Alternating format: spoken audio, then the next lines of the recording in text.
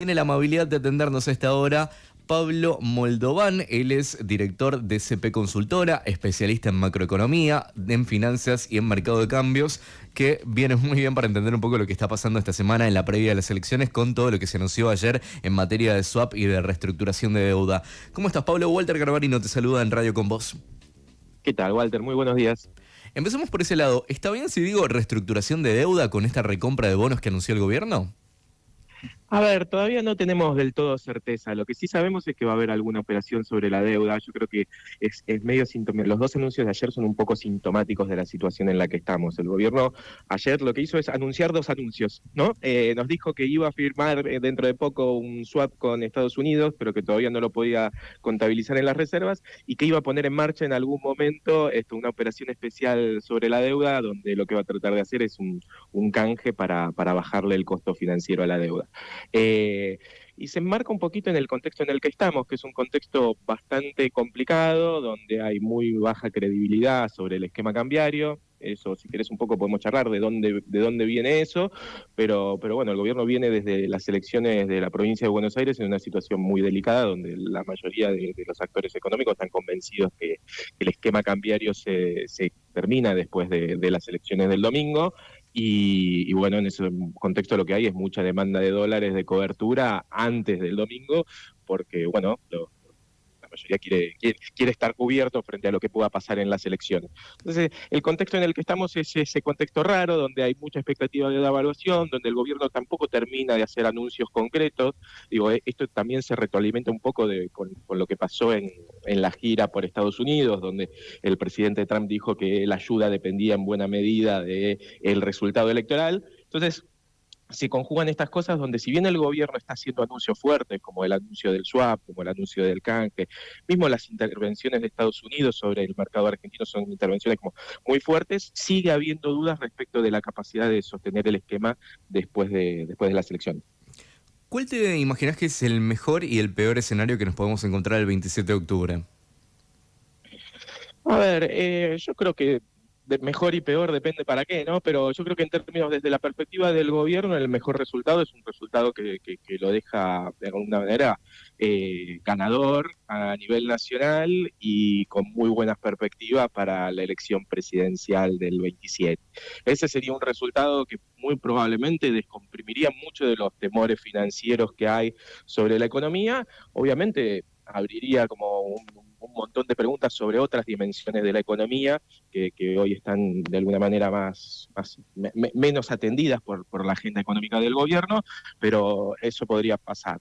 Yo creo que más allá del resultado electoral, que hoy está jugando mucho, sí en materia de la discusión del precio del dólar, el gobierno tiene una agenda que excede el resultado electoral, que tiene que ver con una serie de desafíos que aparecen cuando uno mira el mercado del dólar para 2026. Ahí aparecen fundamentalmente tres cosas, que tiene que ver cómo va a ser el gobierno para acumular reservas, que es algo que no viene haciendo y que es de alguna manera una imposición del Fondo Monetario, y que también es una imposición, si se quiere, para un segundo tema de agenda que tiene el gobierno, que es el problema de la deuda. Argentina tiene el año que viene vencimientos de deuda muy grandes, y cualquier operación de alguna manera de refinanciación de esa deuda requiere que Argentina tenga capacidad de pago, pueda mostrar que tiene cierta solvencia, con lo cual ahí también hay una necesidad fuerte.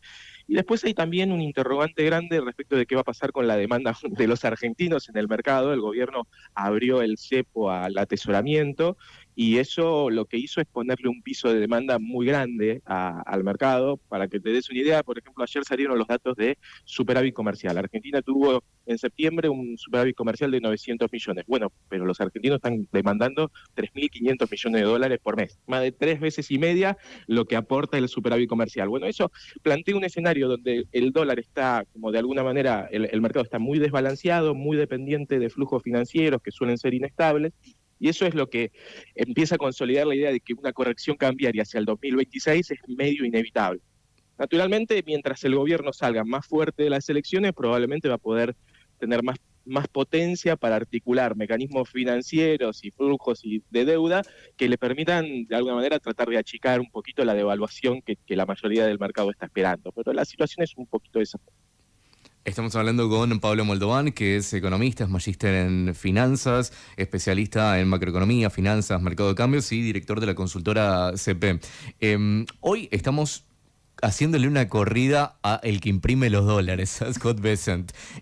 ¿Cuál te imaginas, si bien es difícil determinarlo, ponerle que el gobierno asume que el sistema de bandas cambiarias ya no va más y tiene que dejar ir el dólar? ¿Dónde se podría estabilizar el tipo de cambio después de las elecciones si el gobierno lo dejara ir a un equilibrio natural de mercado? A ver, es una pregunta difícil y depende de muchas cosas. En buena medida, por lo menos para empezar a responder esa pregunta, yo lo que creo que uno lo que tiene que encontrar es cuál es, digamos, el nivel de asistencia financiera que consigue el gobierno. Un poco como te lo decía antes, si uno saca de la agenda lo que viene a ser el salvataje de Estados Unidos, el desafío del mercado cambiario para el año que viene es muy grande. De hecho, algo de esto es lo que se cristalizó después de las elecciones. El gobierno había politizado mucho el reacceso a los mercados, estaba con esta agenda del riesgo Cuca y que después de que ganara las elecciones iba a volver al mercado. Y cuando perdió las elecciones, medio que lo que le pasó es que se le cayó la posibilidad de volver al mercado en sus propios términos, en sus propios argumentos. En ese momento el mercado se puso muy temeroso, el riesgo país se fue muy alto y empezó a haber una demanda de dólares muy grande. La aparición del salvataje de Estados Unidos en buena medida lo que hace es como darle otra vida y aparece ahí un actor que de alguna manera va a resolver uno de los focos grandes de demanda de dólares que tiene la Argentina para el año que viene, que es el problema de la deuda. Saldado ese problema, bueno, en gran medida el nivel de ajuste del tipo de cambio que va a necesitar va a depender también de otros flujos financieros que pueda conseguir, vinculados más al sector privado, que en los últimos tiempos vienen funcionando y aportando dólares. Argentina viene teniendo como un flujo de dólares privados muy vinculado al blanqueo, que durante algún tiempo aportó muchos dólares al mercado y hizo bueno, que tuviéramos, por ejemplo, el precio del dólar que tuvimos. O si el gobierno es capaz de movilizar ese tipo de flujos financieros, probablemente el nivel de ajuste cambiario sería más bajo.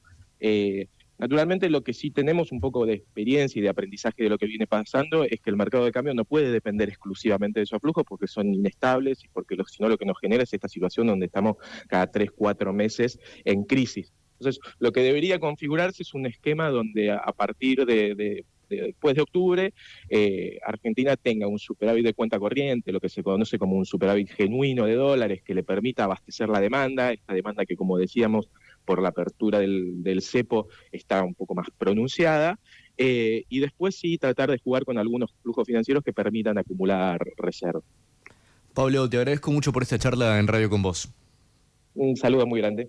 Estábamos hablando con Pablo Moldován, que es director de la consultora CP, es especialista en macroeconomía, en finanzas y en mercado de cambios, tratando de entender